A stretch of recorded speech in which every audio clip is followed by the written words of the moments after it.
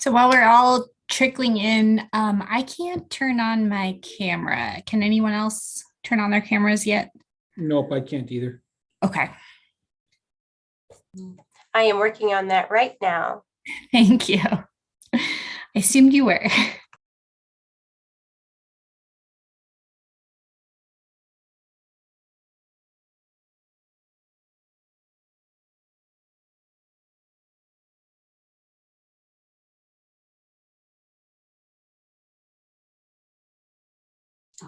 You should be able to turn on your cameras now.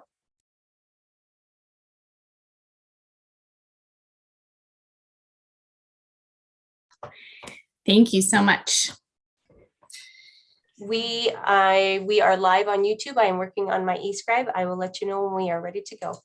Thank you. And thanks for the really quick turnaround time. I know it takes some setup, so I appreciate doing it this quickly.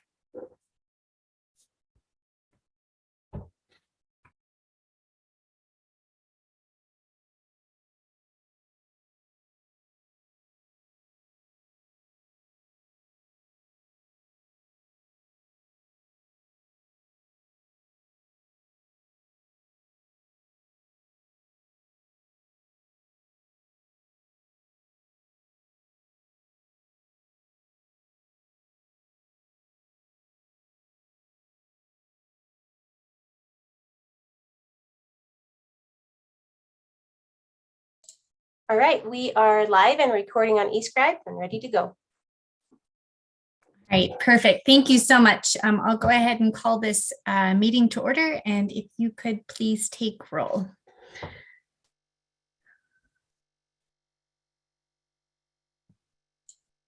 Okay.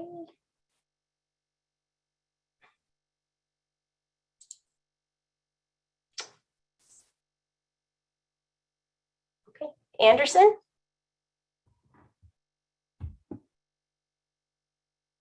Absent. Becerra. Present. Carlino. Absent. Contos. Here. Hess. Present. Jones. Absent. Jordan. Present. Nugent. Present. Savage. Absent. Cheryl. Present. Asika. Absent. And West. Present. And Daniel Carlino's here. His connection must have gone out momentarily. I saw him here and then disappear and reappear. So I'll keep an eye out for other folks that trickle in too, because I know it was a quick turnaround. So maybe folks are still going to join. And the first thing on our agenda is the approval of the minutes from May 11th and May 18th. Without objections, those will be approved. And thank you to Mike for covering those meetings for me. Our next item is public comment. Let me see if we have public to attend. Ricky has her hand up, but she's a staff person. Let me see. I wonder if we need to promote her to be a panelist. Yeah, I do. All right. I will promote.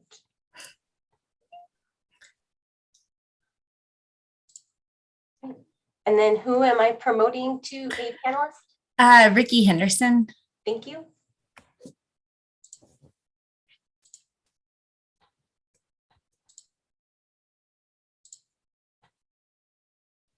Ricky, you should be a panelist now. And Ricky, did you have a comment or were you just wanting to be promoted? Just hoping to be promoted. If we could also promote Sky McGinty, she'll be presenting with me as well. Perfect. Thank you so much. Okay, so we have no other hands raised for public comments. So we'll go ahead and move on to our first item of business today, which is the memorandum of understanding for the Trinity Navigation Center. And Ricky, I assume that's you and Sky. Is that correct? All right, I'll turn it over to you. Thank you so much. So we're bringing forward today a memorandum of understanding between the City of Missoula and All Nations Health Center for partnership in designing a services and staffing model for the Trinity Navigation Center and the accompanying project design elements as outlined in that agreement. And we've got a little presentation here to walk through sort of the background on the project and for Sky to also share a little bit more about their vision and background on the organization. So I'll go ahead and share my screen here.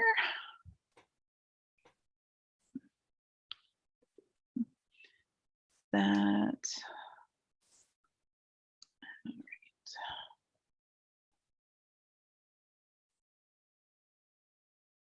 Is that working? Can you see the presentation?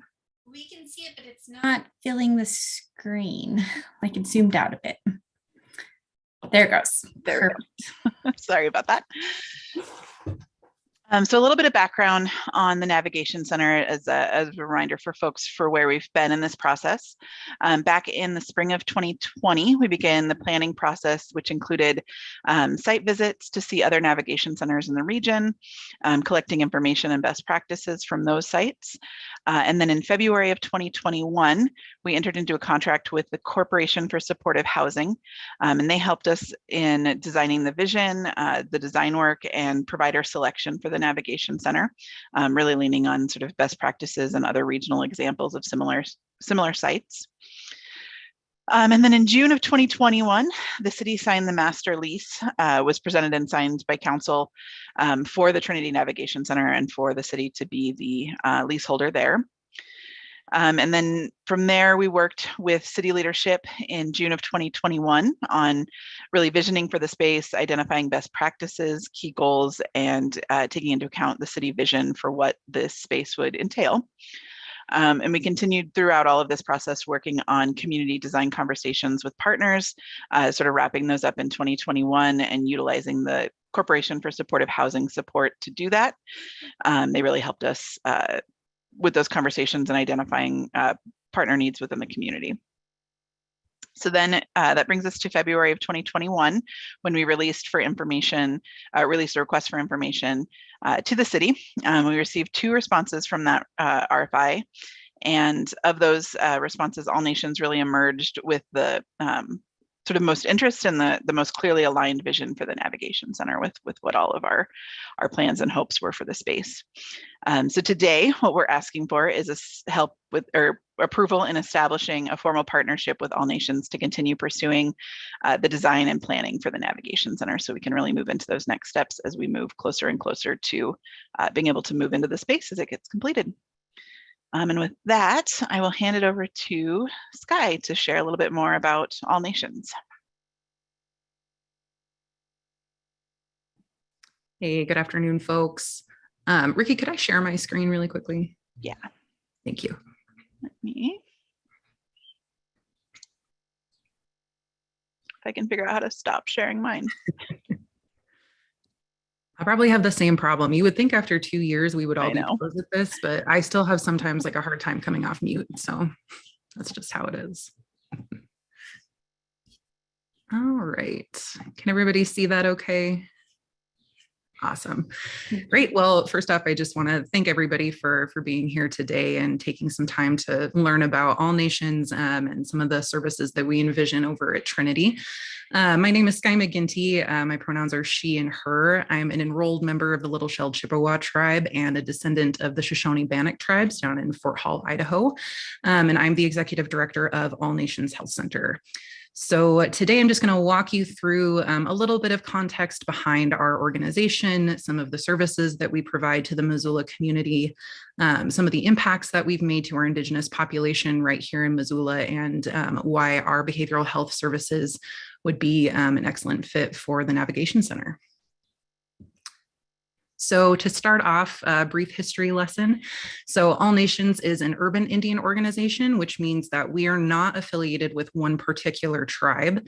We really serve a diverse intertribal patient population that is comprised of Montana's 8 tribal nations, and then we serve really up to about 60 different tribal nations all across the United States, primarily in the Pacific Northwest, Rocky Mountain Northwest, our neighbors up into Canada, and then we pull tribes from New York, Florida, South Carolina, really everywhere. I also do want to mention that we do serve non-Native people too. That's actually why we recently changed our name just 2 years ago to All Nations Health Center, really to reflect just the openness of our services and our willingness to serve our most vulnerable patients. So All Nations has existed for just a little over 50 years, and we really got our start providing a suite of different behavioral health services to Missoula, and those largely focused on outpatient chemical dependency services and substance abuse services. And that was largely at the time tied to the state and federal funding that we were receiving specific to behavioral health services. But we did offer just a smattering of other primary care services where we could, which was largely staffed by volunteer nurses through relationships that we've cultivated at the University of Montana with the Skaggs School of Pharmacy. And so it really was kind of bootstrapping our operations. Oh, just move me right along, PowerPoint. Through a host of just different folks who would dedicate their time to help our patient population. And so now, 52 years later, we continue that theme of providing really comprehensive, robust behavioral health services to our community. Our psychotherapy sessions are by far our most utilized service, both individual and group. And we serve over 2,000 registered clients in both Missoula and Ravalli County. And I just want to mention that we really try to inform all of our services with a blend of Indigenous knowledge and Western medicine. As you'll see in our logo is informed by the medicine wheel that a lot of tribal nations use out here. And that's really used to symbolize the whole person health of a person. So you'll see those 4 quadrants that we have represented by an animal and a color. They stand for our physical, emotional, mental, and spiritual health. And we really try and wrap all of our comprehensive services under that lens, under this trauma-informed, resilience-oriented lens that really just acknowledges whoever that person who comes through our door, Native or non-Native, they come in with just a host of different personal and cultural and intergenerational traumas that we want to help them heal from. And so this is kind of my distilled version of the services that we offer. Quite honestly, I could drill down into each one of these and have like a 15 slide deck for you ready for that. But this is kind of the high level different services that we provide. And then of course, our mission here at the top, we're committed to providing sustainable, healthy lives for our Native people and the surrounding community through culturally based holistic care. And we do that again through these different services in these boxes below. I've touched on our behavioral health, which has really been kind of the staple of the services we provide. Like I mentioned, we have had primary care kind of hit or miss in the past, but as of 2018, we finally brought on our own Indigenous medical team. We have a tiny but mighty team over there who do anything from newborn to elder care. So we really do the full spectrum of life. And honestly, it's been a really big treat to see our Native patients be able to provide to be able to receive care from Indigenous providers for and by them. So it's been really neat to see our trajectory over the past couple of years. We recently brought on dental, just one more way that we're trying to shore up that continuum of care. One other thing I will touch on this kind of suite, this menu of services is our cultural classes. So that fills in the red quadrant where the bear is, that's spiritual health. And we try and do just a number of different things, whether that's berry and root harvesting field trips, regalia making, moccasin making. We're really just trying to tap into that cultural connectedness. And we also do that with some of our traditional practitioner services. So we run a sweat lodge out at Fort Missoula. We grow a number of different traditional medicines and teas in our raised garden beds in our parking lot. And then, of course, we have smudge kits available to all of our patients. And so that's just one way that we really try and be holistic and a one-stop shop for all of our neighbors. There we go. And then I wanted just to provide like a 10,000 foot view snapshot of our patient population breakdown over the last year. And this is also really representative of all of the trends we've had in our patient population since our 50-year history. And that really goes to show that we serve about 70% of our patient population who are Native, and we consider folks to be Native who are tribally enrolled all the way down to second-degree descendants. And then about 30% of our patient population are non-Native people. And so we really do try and provide that culturally based care from every angle. And I think unsurprisingly, you'll see here Blackfeet tribal members and Salish and Kootenai tribal members make up the bulk of our patient population, really just due to the proximity of their reservations to Missoula.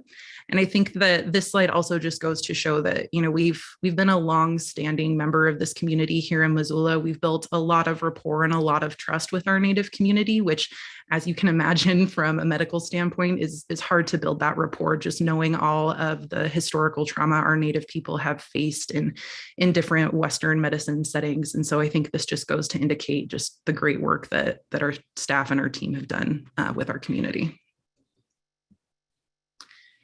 So a couple of things I just want to touch on here. Of course, I could hound all day about our culturally based services. It really is at the core of all of our service delivery. It's at the forefront of everything that we do.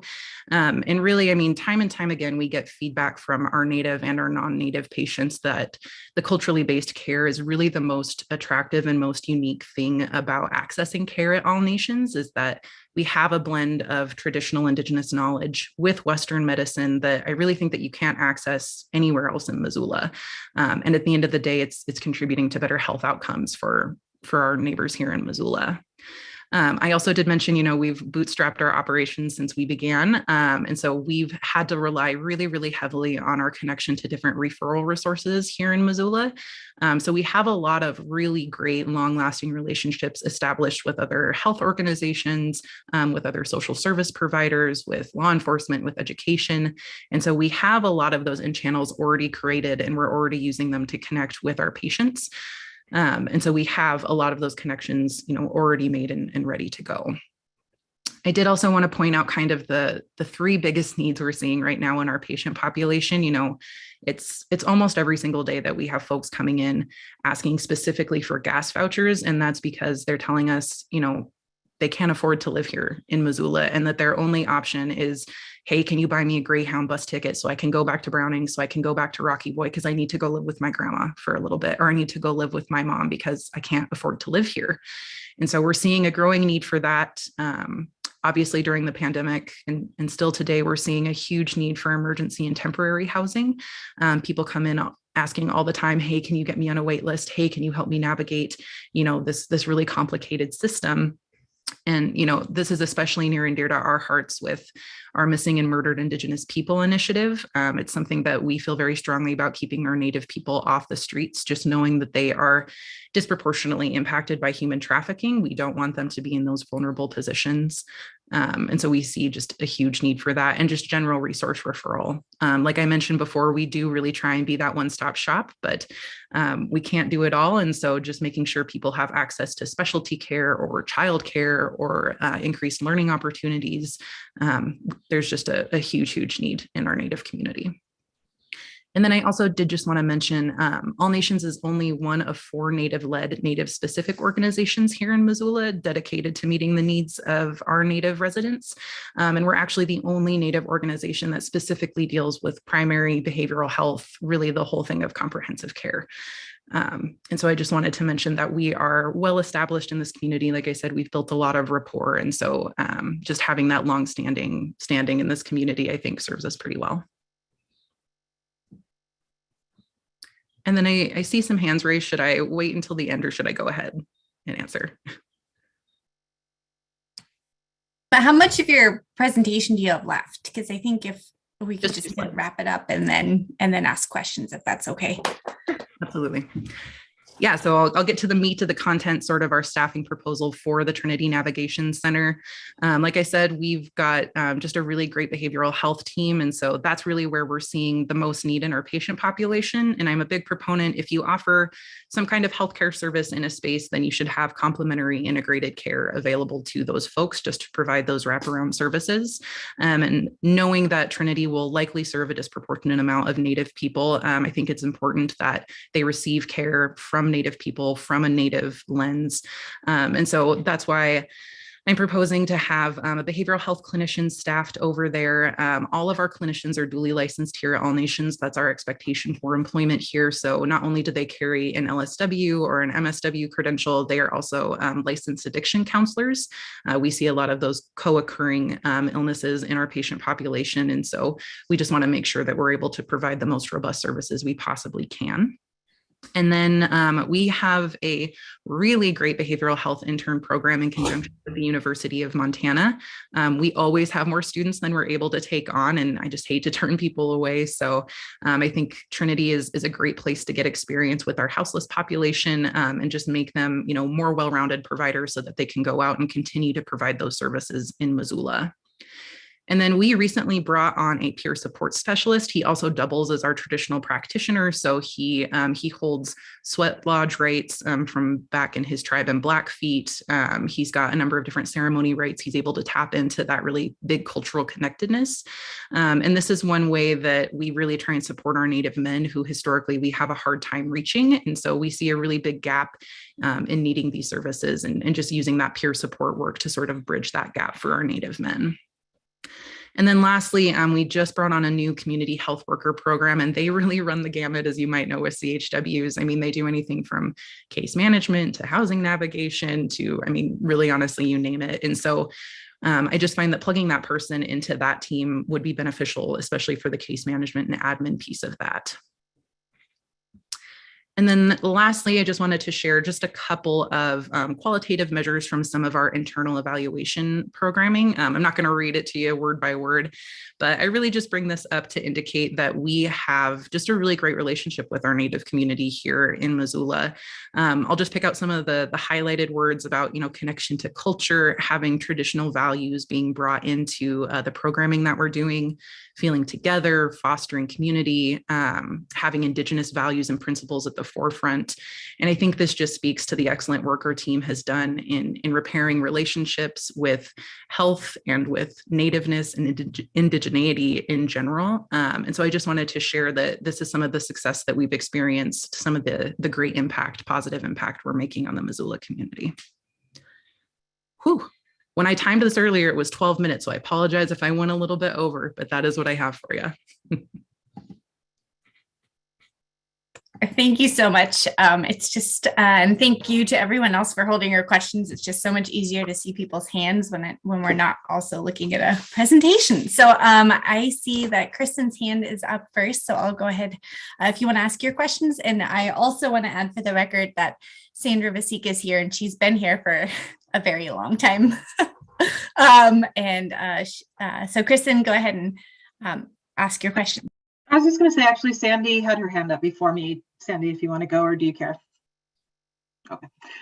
So hi, Sky. I was super excited to hear that you took over at All Nations. I have had nothing but amazing working experiences with everybody at All Nations. And I just wanted to put that out for the record. What I wanted to ask, when you said that there are 4 Native-led, Native-specific agencies that serve Missoula populations, I can't think of the other 3, and I'm wondering if you could tell us who they are and what they do real quick. Thank you. Yeah, good to see you, Kristen.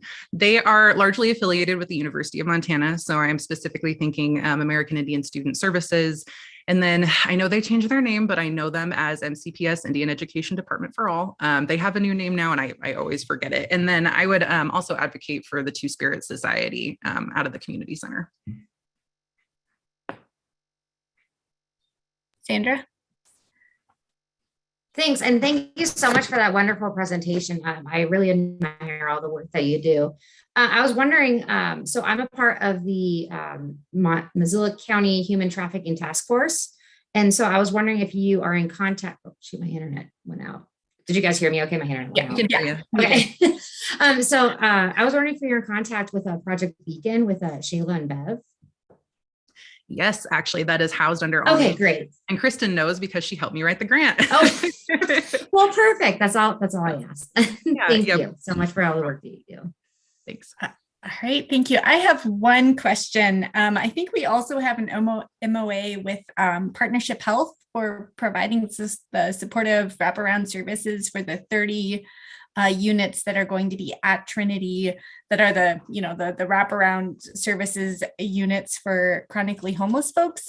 Could you explain how that MOU maybe relates to this one? Because I don't specifically see Partnership Health called out in this memorandum of understanding. And so not that they necessarily need to be, but I just wanted to know how that, I guess, how these two different agreements are relating to each other. Yeah, so on the partnership agreement, I can speak to that. They are going to be occupying a different space in the building. Okay. And so the navigation center is separate and the lease for that is held by the city, whereas the lease for the other portion is, I believe, held jointly. And I don't hold me to this, but I believe it's held jointly with Partnership and MHA, Missoula Housing Authority. So this will be separate, but we'll definitely be working closely with the folks there, since it's basically the same space, but separate entities. Okay, that answers it. Thank you so much. And then does anybody else have any questions before I move on to, do I need a motion before I take public comment? Yes. Okay. So I'm either looking for more questions or a motion so I can also get public comment. And a lot of hands went up. So let's see. Sandra, your hand is up first. I win. I will make the recommended motion. Awesome. And then do the rest of you still want to speak to it? Because you certainly can. Amber?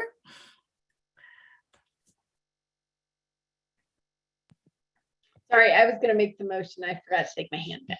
All right, everybody's hands went down. All right, then we'll go ahead and take public comment. If there is any, so go ahead and raise your hand if you would like to comment on this. And I'll give folks a few seconds. And if not, let's go ahead and take a vote because I don't see any hands going up in the attendee list. All right. Oh, there's one. Carissa put her hand up. So let's, Carissa, I'll let you, if you would like to comment. Sorry, I couldn't get it clicked in time. Carissa Trujillo with Homeward, and I just would love to voice Homeward support of this MOA. We love working with All Nations, and Sky's been an excellent partner, and really excited about how the Navigation Center will be well-rounded out for these wraparound services that we've all been working towards together for Trinity Navigation Center and Trinity in general. So thank you. Thank you, Carissa. I'm really looking forward to seeing what the details are that are going to be figured out. And I assume we'll see a presentation on what that is soon. And I imagine there will also be some future asks for support. So I look forward to that discussion as well, because it obviously will take some funding to operate this center from lots of sources. So let's go ahead and move to a vote. All right. Anderson? Yes. Hang on. Here we go. Becerra? Yes. Carlino? Yes. Contos? Yes. Hess? Yes. Jones? Yes. Jordan? Yes. Nugent? Yes. Cheryl? Yes. Basika? Yes. West? Yes.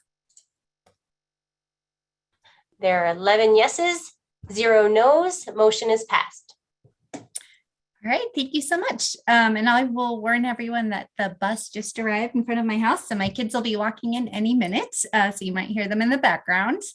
So the second item on our agenda is a contract for the Poverello Center's Veterans Transitional Housing, and Tracy is here to present on that. And these are two very exciting agenda items. I think we're making some really exciting strides in our community for our unhoused community members. So Tracy, go ahead. Okay, thank you. My name is Tracy Pondorf. I'm a grants administrator and I work with the city's American Rescue Plan Act funding. We all know that as ARPA. And we also have Montana James, Deputy Director for Community Development, and Jill Bonney, who is the Executive Director for the Poverello Center here. I'm going to share my screen, and I've only got about a 4-minute presentation here.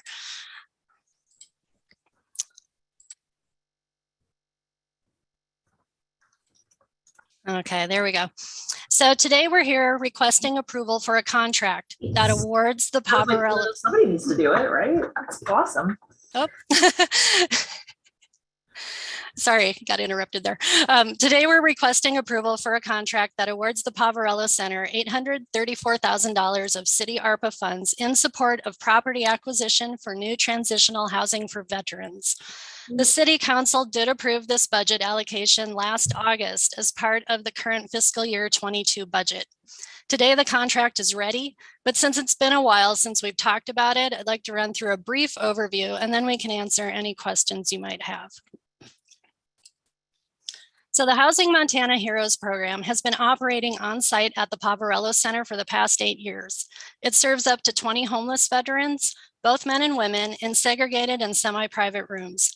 The Veterans Administration wants to see this program shift to a non-congregate shelter with private rooms, bathrooms, and services.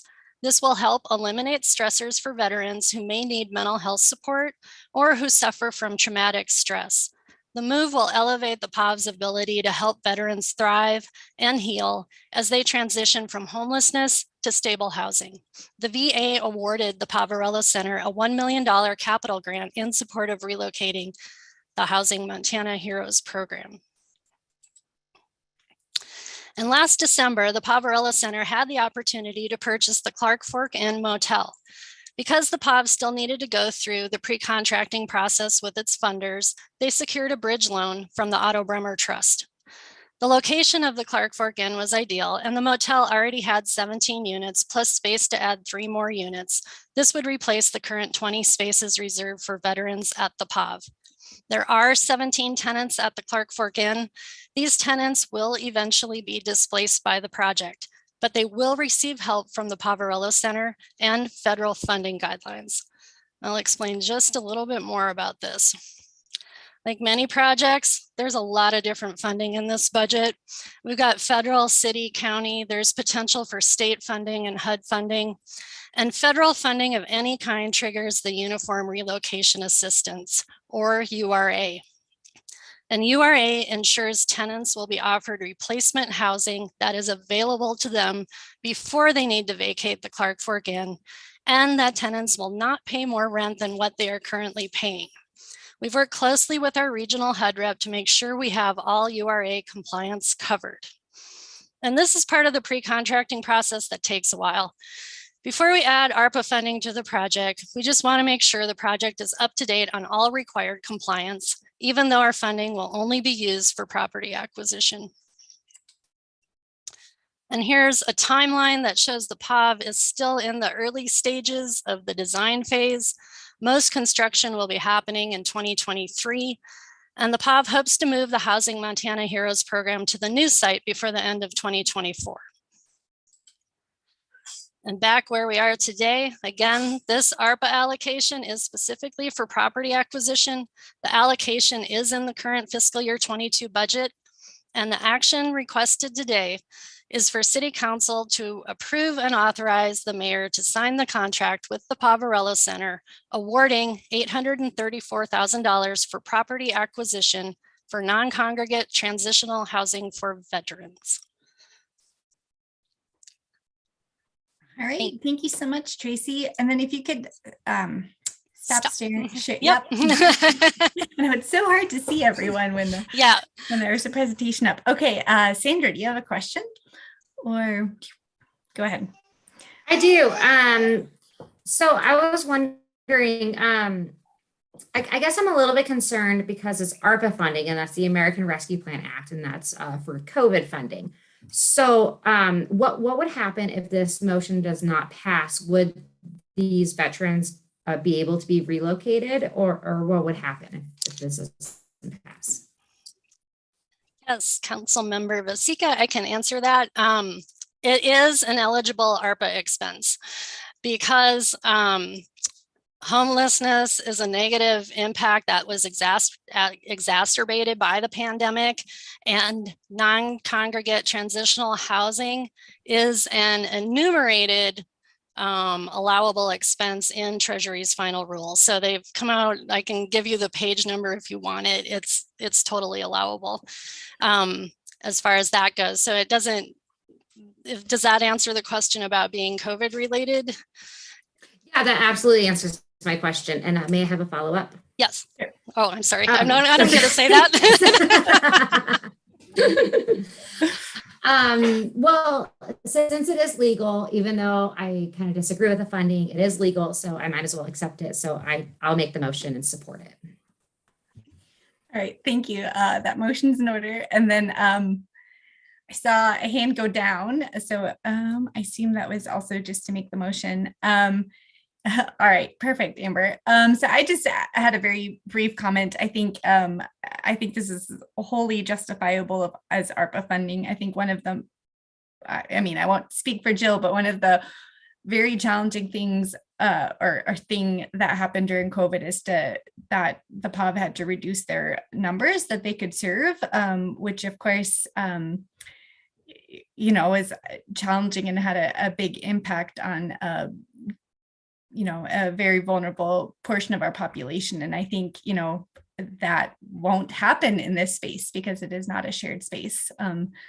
And folks can have that isolation without having to reduce numbers or services. So with that, I think, let's see, there's a couple of hands up, Jordan and then Mirta. Thanks. This is a really exciting project that I think will be really impactful for our veterans community, and I'm really grateful for the work that Jill and her team have put into this. I want to note for the record, I serve on the board of directors for the Poverello Center. There's no conflict of interest here, but I just wanted to disclose that out of transparency. I will vote on the item, but since there's no conflict. All right, thank you. And Mirta? Thank you. I guess I have two questions. I'm starting to forget my questions now. One of them is, first of all, I think this is a great idea because I think if I understand it correctly, it will allow for veterans who currently stay at the POV to move into another space, which would allow other people to enter into the POV. Is that right, Jill? Yeah, so currently we have 20 beds for Housing Montana Heroes veterans upstairs at the Poverello Center. And those beds then will be relocated to the Clark Fork, what is now the Clark Fork Inn. And so that will free up that space upstairs for us to be able to utilize it. And then also just to say, like, this, the move for the Veterans Administration in the beginning of this and really their hope that programs like this move to a non-congregate setting came out of COVID. And really the intent was with COVID in this congregate setting, they wanted veterans to have a non-congregate space to be transitioning because they lived there for up to 2 years. So really that, the whole COVID thing was kind of the intention from the beginning. So. Great. And just one other question. Yeah. It has to do with the financing. So this money is ARPA funding, but what about maintenance in the long run? Would that be through the Veterans Affairs Office or would that get folded into Poverello budget? It will get it'll be folded into our operating budget, but that is in part funded by the Veterans Administration through our grants that we have with them, and they pay a per diem per veteran that stays per night. Great. Thank you so much. This is fully supportive of it. Great. All right, and then Sandra has her hand up as well. So yeah, go ahead. Thank you. I really wanted to thank Mirta. She asked a couple of my questions, so thank you for that. I also wanted to clarify that I think that this is a wonderful thing. I really support our veterans, and I didn't want my questioning of the funding to dictate that I don't want this to happen. So I was just questioning the funding, and now I got a good answer. So I'm happy about this. So I'm very happy to support it. Great, thank you. And we already have a motion on the floor. So if there is anyone in the public that would like to comment on this, let's move to public comment.